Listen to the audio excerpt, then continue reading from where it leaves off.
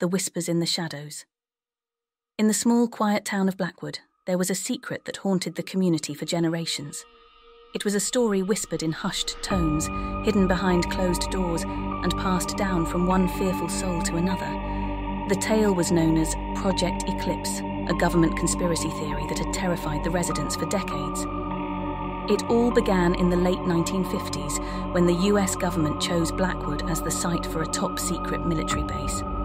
They claimed it was for national security purposes, but the locals couldn't shake the feeling that something much darker was at play.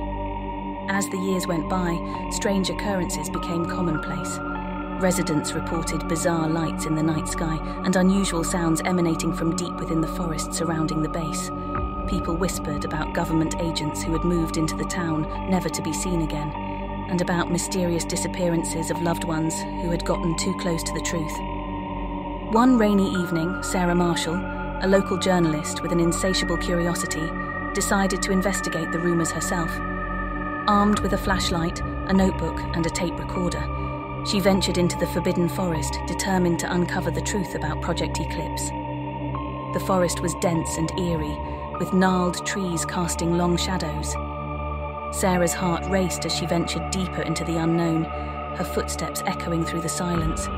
She had no idea what she was searching for, but she couldn't ignore the nagging feeling that the government was hiding something unimaginable. After hours of wandering, Sarah stumbled upon a dilapidated cabin, long forgotten and covered in ivy. The cabin's windows were boarded up, but a faint, flickering light emanated from within. Curiosity getting the better of her, Sarah pried one of the boards loose and peered inside. What she saw sent shivers down her spine. The cabin's walls were covered in cryptic symbols and diagrams, and a chalkboard was filled with equations that seemed to defy the laws of physics. Books with titles like Quantum Anomalies and Interdimensional Travel lay scattered across the floor. As Sarah continued to explore, she discovered a hidden basement beneath the cabin. It was here that the true horrors of Project Eclipse were unveiled. Rows of glass containers held grotesque experiments, creatures with twisted forms and vacant, lifeless eyes. It was a nightmare come to life, a place where science had crossed into the realm of madness. With trembling hands, Sarah began to document her findings, but before she could make her escape, a chilling voice echoed through the basement. "You shouldn't have come here, Sarah." Startled, she turned to find a man in a black suit, sunglasses hiding his eyes, standing in the shadows. She recognized him as Agent Smith, one of the government operatives rumored to have disappeared years ago. Agent Smith explained that Project Eclipse was an experiment in harnessing the power of other dimensions for military advantage. The creatures in the basement were the unfortunate byproducts of these experiments, and the government had been working tirelessly to keep the project hidden from the world. As Sarah tried to flee, she found herself surrounded by more agents, closing in on her from every direction. It became clear that she would never escape Blackwood with her findings. They were determined to protect their secret at any cost. Sarah's disappearance sent shockwaves through Blackwood, and her story became a cautionary tale told in whispers. The town would forever be haunted by the government conspiracy theory known as Project Eclipse, a chilling reminder that sometimes the truth is more terrifying than any horror story. The Midnight Caller. I had always been a night owl, and my radio talk show, Midnight Mysteries, catered to those who shared my nocturnal habits. It was a platform where conspiracy theorists, paranormal enthusiasts, and those who just couldn't sleep could come together to discuss the unexplained and the bizarre. Little did I know that one fateful night would change the course of my life forever. It was a stormy evening, rain tapping on the windows of my dimly lit studio when the call came in. The digital clock on the wall read 2:37 a.m. I leaned closer to the microphone, adjusting my headset. "Hello, caller. You're on the air with Midnight Mysteries. What's on your mind tonight?" The voice on the other end was shaky, trembling with a mixture of fear and excitement. I have to tell you something," the caller began. "Something that they don't want anyone to know. The government, they're hiding it. They'll do anything to keep it a secret." I'd heard countless conspiracy theories over the years, but something about this caller's urgency sent a chill down my spine. "Go ahead," I encouraged, my curiosity piqued. "My name is Daniel. the caller said, his voice quivering. I used to work for a top-secret government facility, one that doesn't officially exist. It's called Project Abyss. Project Abyss? I repeated, my interest deepening. What's it all about, Daniel? He hesitated for a moment, as if weighing the consequences of his words.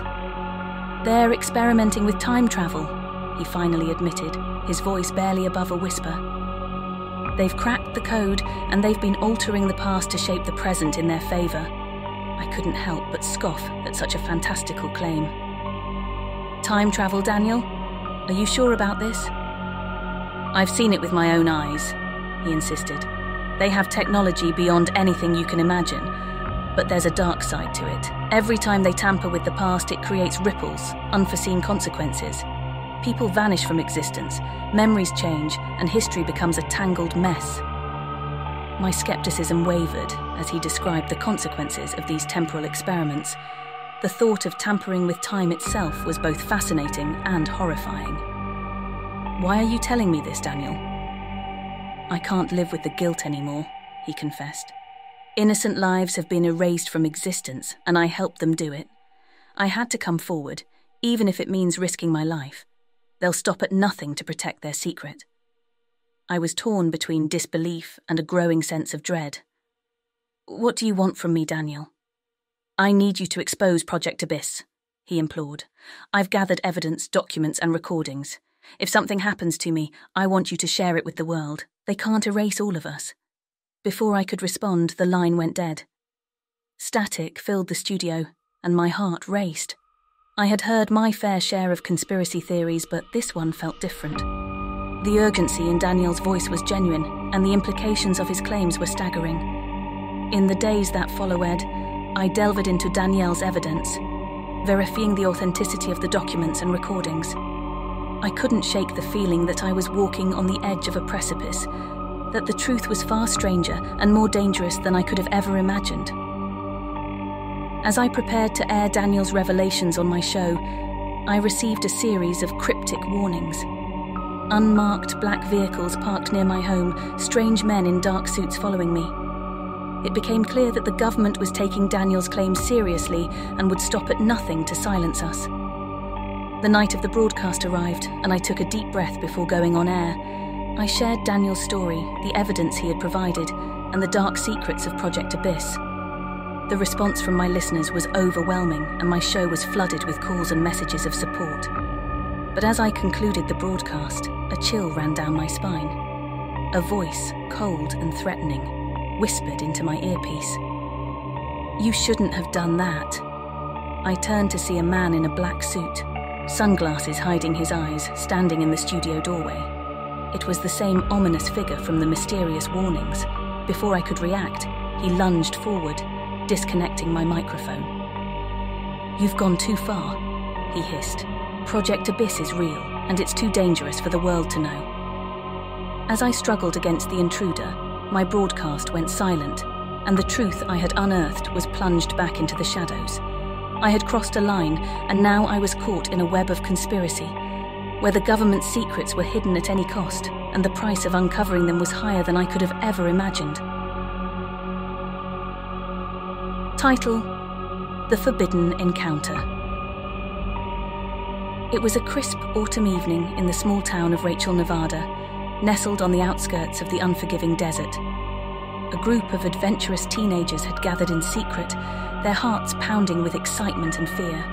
They had one goal in mind: to infiltrate the most secretive and guarded facility on Earth, Area 51. The rumors had swirled for decades, tales of unidentified flying objects, extraterrestrial beings, and a government conspiracy of cosmic proportions. For years, Area 51 had been the subject of speculation and countless conspiracy theories.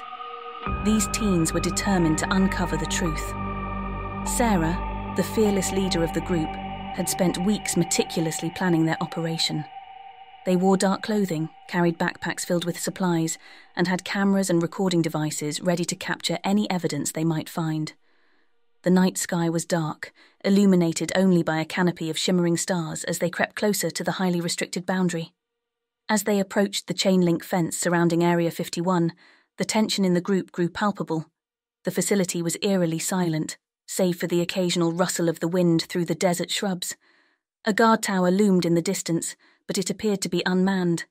Sarah couldn't help but feel that their plan had a touch of destiny about it. Silently, the group slipped through a hole in the fence, their flashlights casting eerie shadows on the dusty ground. They ventured further into the facility, passing rows of nondescript buildings and eerie surveillance cameras. It wasn't long before they stumbled upon a hidden entrance, concealed behind a large metal door. It was surprisingly ajar, as if inviting them inside. Hesitating for only a moment, they entered the dimly lit corridor beyond. The air grew colder, and the teens felt an unsettling presence. The corridor led them to an enormous underground chamber, its walls covered in symbols and hieroglyphics unlike any language they had ever seen. At the center of the chamber was a massive, sealed door. Just as they began to wonder if they had gone too far, the door creaked open slowly, revealing a blinding light emanating from within. The teens shielded their eyes as they cautiously stepped inside.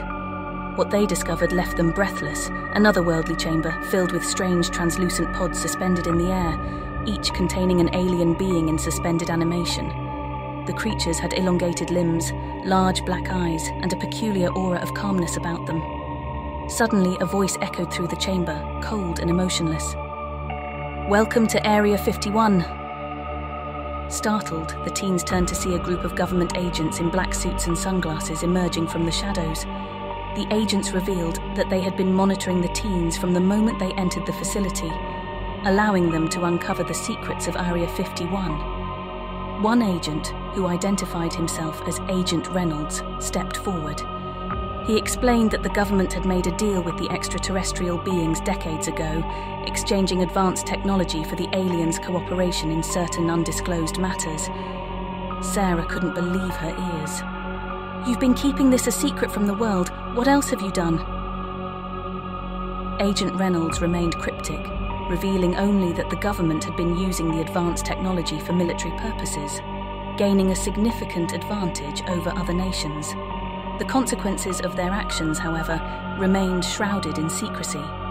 As the realization of the government's complicity in the extraterrestrial cover-up sank in, the teens felt a sense of helplessness and dread. Agent Reynolds made it clear that they had stumbled upon something far beyond their comprehension and that their lives would never be the same. The teens were escorted out of Area 51, their cameras and recording devices confiscated, and their memories of that fateful night forever imprinted on their minds. They had uncovered a government conspiracy that reached beyond the stars, one that would haunt them for the rest of their lives. In the end, they had gotten more than they bargained for, an encounter with the unknown, a glimpse into the secrets of the universe, and the unsettling realization that some truths were never meant to be uncovered. Thanks for watching. To support us, please like and subscribe.